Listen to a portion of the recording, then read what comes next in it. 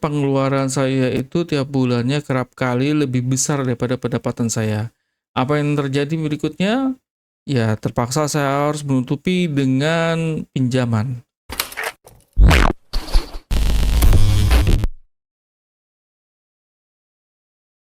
Halo teman-teman, kembali lagi dengan Diwan. Apa kabarnya nih? Mudah-mudahan teman-teman baik semua kabarnya ya.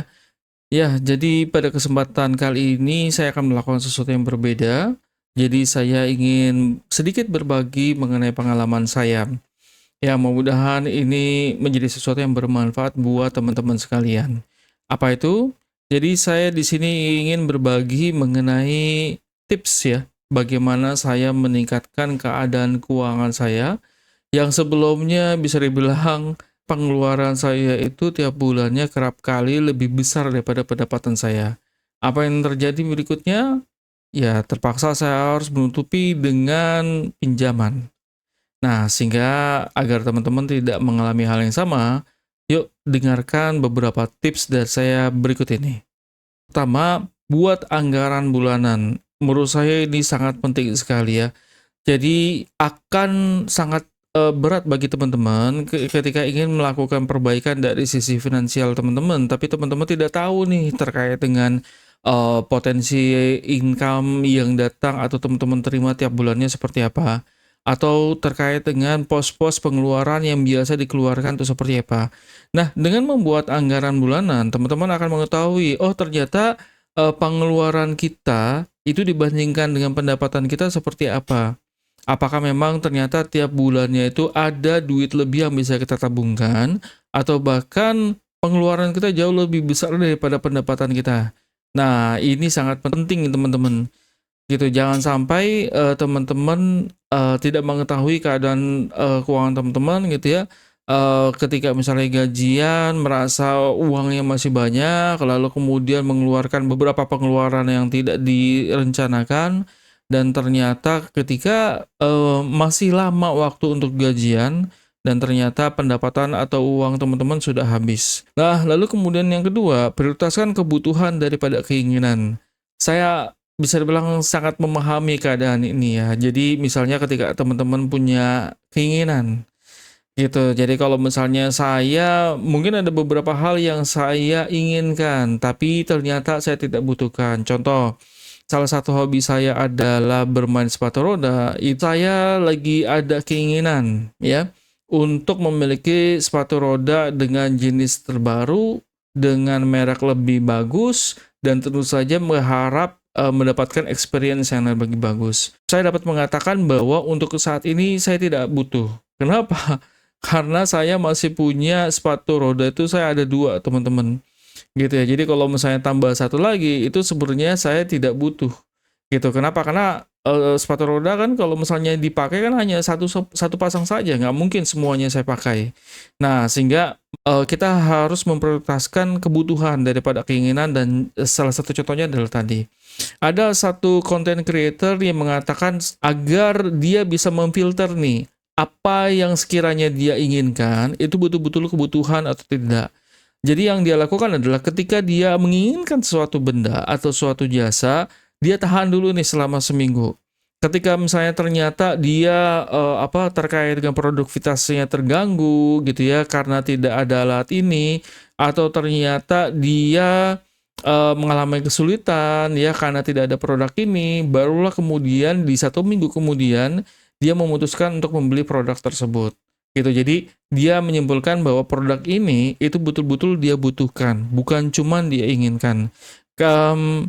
Saya ada satu pembelian yang saya rasa gitu ya, itu mungkin lebih kepada keinginan. Contoh, saya beberapa bulan yang lalu itu membeli sebuah tablet. Tapi ternyata ketika seiring berjalannya waktu, terkait dengan produktivitas atau pemanfaatan dari tablet ini tuh sangat rendah sekali. Itu tablet yang high spec tapi ternyata jarang dimanfaatkan oleh saya, tapi ternyata malah sering dimanfaatkan oleh anak-anak saya lebih kepada untuk bermain game. Sehingga bisa dibilang untuk saat ini saya cukup menyesali keputusan saya untuk membeli tablet tersebut, dan terus terang saya kepikiran untuk menjual tablet tersebut. Lalu kemudian tips ketiga yang bisa saya berikan adalah kurangi pengeluaran tidak perlu. Ini sangat terkait dengan hal yang pertama tadi ya, membuat anggaran bulanan. Jadi kalau misalnya ternyata teman-teman setelah membuat anggaran bulanan, misalnya antara penerimaan dan pengeluaran, dan ternyata pengeluarannya itu lebih besar daripada penerimaan, nah ini teman-teman harus hati-hati. Misalnya katakanlah misalnya teman-teman berada di Jakarta ya, yang UMR-nya itu kalau nggak salah sekitar 4.300.000-an. Kalau misalnya pendapatan teman-teman itu 4.300.000-an, lalu kemudian ternyata pengeluarannya sekitar 5 juta, wah ini sangat berbahaya. Artinya apa? Artinya teman-teman itu setiap bulannya minus 700.000, dan itu kemungkinan harus ditutupi dengan memanfaatkan pinjaman ataupun ngutang ke teman-teman yang lainnya gitu. Nah ini sangat berbahaya. Nah sehingga apa yang harus dilakukan? Yang harus dilakukan mau nggak mau, karena kita menurut saya ya, dari sisi keuangan kita cuma bisa mengandalkan diri kita sendiri, sehingga bukannya pengeluaran tetap gitu ya, tapi ini pengeluaran harus dikurangi. Teman-teman harus melihat nih, ini kira-kira pengeluaran-pengeluaran apa yang sebenarnya tidak perlu terjadi. Contoh misalnya terkait dengan sosialisasi ya, berinteraksi dengan teman-teman yang lain, menurut saya itu perlu. Cuman kan akan sangat tidak perlu kalau misalnya ternyata interaksinya itu terjadi tiap malam gitu. Sepulang kerja nongkrong dulu sama teman-teman ya, ngopi, makan segala macam gitu ya. Dan ternyata ketika dijumlahkan dalam 1 bulan itu angkanya lumayan gitu. Ataupun misalnya nongkrongnya berpindah, yang sebelumnya itu di kafe, coffee shop segala macam, berpindah misalnya ke warung pecel lele gitu ya, ke warung angkringan gitu ya, atau yang lainnya yang sekiranya kalau misalnya memang perlu tiap hari, tapi dari sisi anggaran itu bisa lebih diturunkan pengeluarannya gitu. Jadi ini sesuatu yang teman-teman harus jujur dengan diri sendiri, apa nih pengeluaran yang sekiranya tidak perlu. Contoh yang lain, misalnya sebelumnya ya, saya pribadi, sebelumnya saya sama istri itu berlangganan untuk nomor handphone ya, itu adalah nomor pasca bayar. Karena kita yang mendapatkan prioritas dari layanan telekomunikasi. Tapi kemudian ketika kemarin COVID terjadi, itu bisa dibilang ya karena semua orang jarang keluar rumah, jadi kami itu lebih banyak memanfaatkan internet lewat eee, jaringan fiber optik yang memang sudah ada di rumah, gitu. Jadi kami untuk akses internet itu ada 2, pertama lewat, handphone ya, maksudnya adalah lewat layanan, mobile phone gitu ya, lalu kemudian kedua itu lewat jaringan fiber optik. Untuk, layanan jaringan handphone ini, itu terus terang pada saat itu, karena saya mengambil paket internet sebulannya 200.000 dan istri juga sama, berarti pada saat itu saya membayar 400.000 tiap bulannya, gitu. Dan, sayangnya ketika saya pengen tetap menggunakan nomor ini dan saya pengen downgrade internetnya itu ternyata tidak bisa, dan akhirnya saya memutuskan untuk meng-cut nomor ini dan mengganti dengan nomor, prabayar. Kenapa saya memutuskan menggunakan nomor prabayar? Karena saya betul-betul bisa mengontrol gitu, kapan saya harus ngisi, paket datanya, kapan saya harus ngisi pulsanya, dan lain-lain, gitu. Jadi betul-betul kalau menurut saya, yang saya rasakan ketika saya melakukan hal tersebut, pengeluaran saya yang sebelumnya itu bisa keluar 400.000 tiap bulannya, itu mungkin sekarang saya mengeluarkan sekitar 50.000 tiap bulannya. Kenapa? Karena ya saya memang, agak lumayan sering keluar bila dibandingkan sama istri saya yang lebih cenderung di dalam rumah aja. Ngurusin rumah, ngurusin anak-anak, paling keluar kalau misalnya ternyata, istri saya ada acara dengan teman-temannya, gitu. Nah, lalu kemudian berikutnya adalah bandingkan dan dapatkan penawaran terbaik, gitu. Jadi kalau misalnya teman-teman ada kebutuhan nih, gitu ya, kalau misalnya sekarang kalau bagi saya, itu ketika misalnya ternyata barang yang kita butuhkan itu tidak terlalu urgent, lalu kemudian sekiranya agak sulit untuk dicari, gitu ya, dan setelah kita lihat produk review dari beberapa content creator dan ternyata bagus, kalau saya lebih memilih untuk membelinya di marketplace. Kecuali kalau misalnya barangnya teman-teman butuhnya urgent, misalnya dalam waktu beberapa jam ke depan gitu ya, terus kemudian barangnya dapat dicari di pasar atau toko terdekat, ya saya sih sangat menganjurkan untuk beli offline dibandingin beli online. Tapi kalau misalnya tadi gitu ya, tidak buru-buru, lalu kemudian barangnya yang dicari adalah barang yang bagus berdasarkan experience dari beberapa content creator. Lalu kemudian bisa dibilang, barang tersebut baru di pasaran gitu ya, sehingga mungkin kalau misalnya pergi ke beberapa toko mungkin stoknya belum ada. Nah mungkin, melakukan pembelian dengan, online itu lebih baik, lebih mudah lah. Nah, tapi bagaimana caranya bisa mendapatkan penawaran yang terbaik gitu ya? Tips saya pribadi adalah tidak mencarinya langsung di marketplace yang teman-teman pakai, misalnya seperti Tokopedia, Shopee, Bukalapak, Lazada, dan lain-lain. Yang saya lakukan adalah, saya akan mencoba untuk browsing-nya kalau saya pakai Google ya, bisa dicari di Google, gitu. Nah, nanti ada pilihan shopping gitu ya, dan nanti bisa difilter mulai dari harga murah sampai harga yang mahal. Nanti teman-teman tinggal lihat tuh, produk yang teman-teman mau, itu di marketplace mana, itu harganya berapa. Gitu, bisa jadi ya misalnya teman-teman pakai misalnya di satu marketplace A misalnya. Ternyata satu barang contohnya, harga barang A di marketplace A contohnya, itu harga barang tersebut tuh harganya 100.000. Bisa jadi itu di marketplace B itu harganya cuman 90.000. Nah, ini kan lumayan gitu. Jadi kita bisa berhemat 10.000 untuk suatu item yang sama, di mana dari sisi fiturnya itu sama persis gitu. Nah, ini yang biasa saya lakukan untuk mendapatkan penawaran terbaik dari belanja online. Ataupun kalau misalnya ternyata ada waktunya, misalnya ada special sales atau apa. Nah, mungkin teman-teman kalau misalnya kebutuhan terhadap barangnya tidak terlalu mendesak, itu bisa menggunakan waktu-waktu promo tersebut. Jadi bisa lebih hemat lagi. Terus saja teman-teman harus tahu dulu nih harga produk awalnya itu berapa ya. Misalnya biasanya dijual itu sekitar 150.000 gitu ya. Nah, ketika waktu promo atau sales itu harganya berapa? Kadang-kadang memang saya akui ada beberapa toko yang nakal ya. Jadi ketika waktu biasa itu 150.000,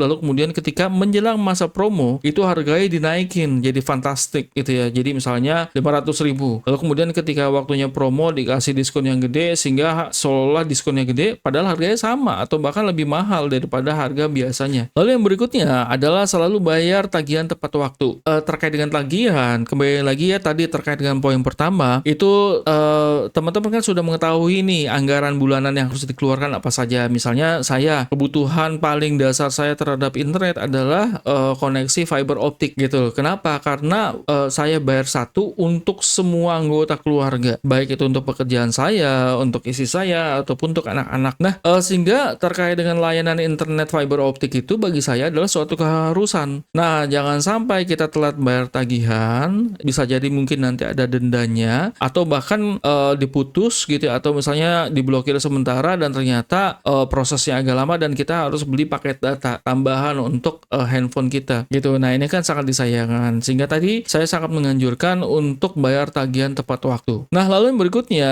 adalah menggunakan metode pembayaran yang bijak. Saya pernah ya memang kalau saya tahu ya kayak dengan metode pembayaran itu lebih enak gesek ya. Kalau saya memang tidak mempunyai kartu kredit, saya hanya menggunakan debit card ya. Itu memang enak banget kalau misalnya belanja dengan debit card ya. Tinggal gesek berapa, 1 juta gesek berapa, 3 juta gesek gitu ya. Tapi permasalahannya adalah kita kadang-kadang tidak bisa mengontrol nih terkait dengan pengeluaran kita. Ada kembali lagi ya satu financial advisor, saya lupa namanya. Dia mengatakan bahwa ini kalau nggak salah dia merujuk ke buku Psychology of Money ya. Jadi katanya sangat dianjurkan untuk melakukan pembayaran sesuatu itu dengan menggunakan uang tunai. Kenapa? Karena kalau misalnya tadi melakukan pembayaran misalnya beli roti, biskuit dan lain-lain ya, dan ternyata misalnya total tagihannya sekitar 150.000, itu akan lebih kerasa berat ketika kita bayarnya pakai cash. Maksudnya apa? Terasa berat. Ya artinya kalau misalnya terasa berat, kita akan agak sedikit males untuk belanja di hari-hari berikutnya. Beda halnya kalau kita main gesek-gesek aja gitu ya, pergi ke toko swalayan gitu ya,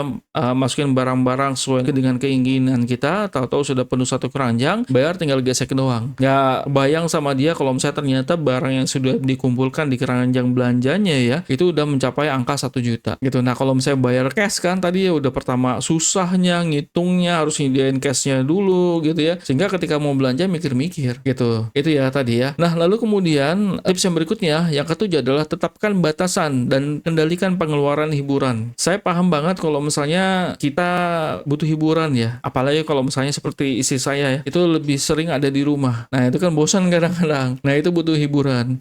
Nah, tadi kembali lagi terkait dengan poin pertama ya, ketika kita sudah melihat anggaran bulanan kita itu berapa. Kalau misalnya ternyata masih ada selisih yang cukup banyak, bisalah mungkin dianggarkan gitu ya sebulan sekali itu pergi kemana untuk liburan. Tapi kalau misalnya ternyata anggaran kita minim, nggak ada anggaran untuk jalan-jalan, misalnya pada saat itu ada kebutuhan yang urgent, misalnya kayak saat ini gitu ya, di bulan Juni ini kan mulai kenaikan kelas. Wah, mungkin ada uang daftar ulang lah segala macam gitu ya. Nah, sehingga terkait dengan anggaran liburan itu tidak memungkinkan. Nah, saran saya batasan nih terkait dengan pengeluaran liburan ini. Ingat, ketika pengalaman saya, liburan itu bukan cuman akses ke tempatnya doang gitu. Misalnya kayak pergi ke tempat hiburan, nginep di hotel dan lain-lain. Ada beberapa pengeluaran yang mungkin kita luput untuk mencatatnya. Pertama adalah terkait dengan pengeluaran transportasi, baik itu bensinnya, tolnya, dan lain-lain. Lalu kemudian kedua, akomodasi dan logistik ya, misalnya kayak makanan, penginapan, segala macam gitu. Kan nggak mungkin kalau misalnya jalan-jalan tuh nggak makan, nggak minum gitu ya. Nah, itu harus dipertimbangkan. Kalau misalnya tadi kita mencari alternatif untuk hiburan, kalau saya ya, misalnya bisa pergi ke taman-taman ruang terbuka hijau kalau di sekitaran Jakarta itu cukup banyak dan beberapa cukup bagus. Itu bahkan ada beberapa yang cukup bagus, misalnya seperti Taman Tabebuya itu dekat Blok M kalau tidak salah. Lalu juga ada taman di sekitaran Jakarta Barat ya, dekat Taman Anggrek, saya lupa namanya. Nah, itu beberapa taman yang bagus. Kita bisa pergi ke sana naik motor, naik mobil, lalu kemudian bawa karpet untuk duduk-duduk gitu ya, bawa alas untuk duduk-duduk, lalu kemudian bawa makanan minuman dari rumah, lalu kemudian ya piknik di situ. Kalau misalnya ternyata teman-teman ya yang sudah punya anak-anak misalnya itu membawa bola, membawa mobil-mobilan, boneka-boneka untuk bermain anak-anak, atau misalnya membawa raket dan kok untuk bermain badminton itu bisa saja. Atau ada beberapa taman-taman yang mereka punya hewannya. Contoh misalnya kayak di Monas, itu kan ada burung dara, di Taman Suropati juga ada burung daranya. Nah, itu mungkin bisa nanti bawa dari rumah, itu bawa setengah liter beras ya. Seliter beras kan itu sekitar 10.000. Nah, bawa aja ini setengah liter beras gitu untuk anak-anak memberikan makan kepada burung tersebut. Atau tadi di Taman Tabebuya gitu ya, itu ada kolam ikan yang cukup luas dan ikannya banyak. Nah, itu sebelum pergi ke sana, teman-teman mampir dulu ke toko makanan burung atau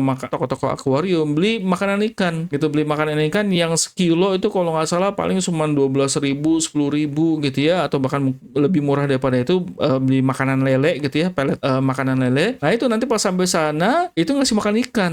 Anak-anak itu mereka senang sekali ngasih makan ikan, apalagi ikannya banyak dan ikannya sehat-sehat, rakus makannya. Ya tadi ya, jadi beberapa pengeluaran itu bisa disiasati tadi seperti hiburan dan lain-lain. Lalu kemudian yang paling penting, tips yang ke-8 adalah simpan sebelum menghabiskan. Jadi ketika teman-teman gajian itu langsung disisihin nih. Tadi ketika teman-teman sudah mengetahui nih anggaran bulanannya berapa gitu ya, misalnya tadi gaji 4.300.000, lalu kemudian ternyata setelah dihemat-hemat itu pengeluaran tiap bulannya tuh bisa di angka 3.800.000. Nah, ini kan berarti ada selisih lebih sekitar 500.000. Nah, saran saya itu langsung segera dipindahkan ke tabungan yang memang kalau saran saya tidak ada kartu debitnya, tidak ada mobile bankingnya. Jadi kalau misalnya teman-teman mau ngambil itu sulit dan harus ke tellernya. Kenapa seperti ini? Karena itu akan membuat teman-teman itu tidak gampang untuk mengambil uang tabungan gitu. Jadi betul-betul kekumpul tiap bulannya gitu. Nah, terus terang saya baru menjalankan beberapa bulan ini dan kerasa gitu penambahannya agak lumayan daripada sebelumnya. Saya lebih sering menghabiskan pendapatan saya tiap bulannya atau bahkan cenderung boncos gitu ya. Jadi tiap bulannya anggaran bulan saya justru minus gitu. Jadi kadang-kadang minjem dengan teman atau yang lainnya. Yang berikutnya adalah pertimbangan pengeluaran jangka panjang. Ini teman-teman, kalau saya tadi kan ada impulse buying ya. Kadang-kadang ada impulse buying atau ada keinginan untuk membeli sesuatu, tapi ternyata kita tidak mempertimbangkan terkait dengan biaya yang lainnya, kayak dengan maintenance-nya dan lain-lain ya, misalnya pengen beli mobil gitu ya. Jadi teman-teman jangan cuman mikirin biaya beli mobilnya doang, atau misalnya kalau misalnya teman-teman pakai kredit ya, leasing, jangan cuman mikirin kredit bulanannya aja, tapi juga difikirkan misalnya terkait dengan perawatannya, masuk ke bengkelnya, ganti bannya, ganti olinya, terus kemudian beli bensinnya, uang tolnya dan lain-lain. Sehingga ketika teman-teman beli bensin, harusnya, mohon maaf nih gitu ya, kalau bagi saya, kalau misalnya teman-teman beli mobil, itu harusnya terkait dengan tol, bensin, perawatan mobil, itu bukan suatu masalah gitu. Jadi nggak masuk akal kalau menurut saya, mohon maaf sekali lagi, kalau misalnya ternyata teman-teman punya mobil tapi males menggunakan mobilnya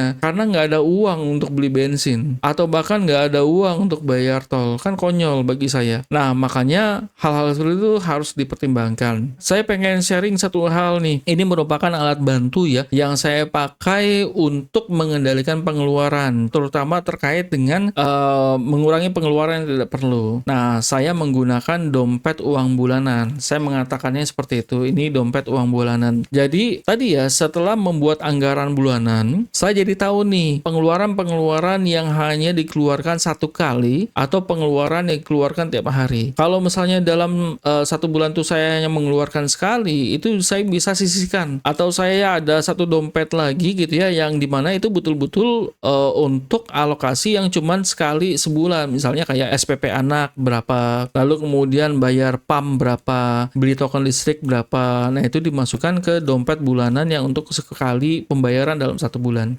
Nah, cuman kalau ini yang saya tunjukkan, ini adalah dompet uang bulanan atau harian. Teman-teman kan ini bisa dilihat ya tanggal-tanggalnya.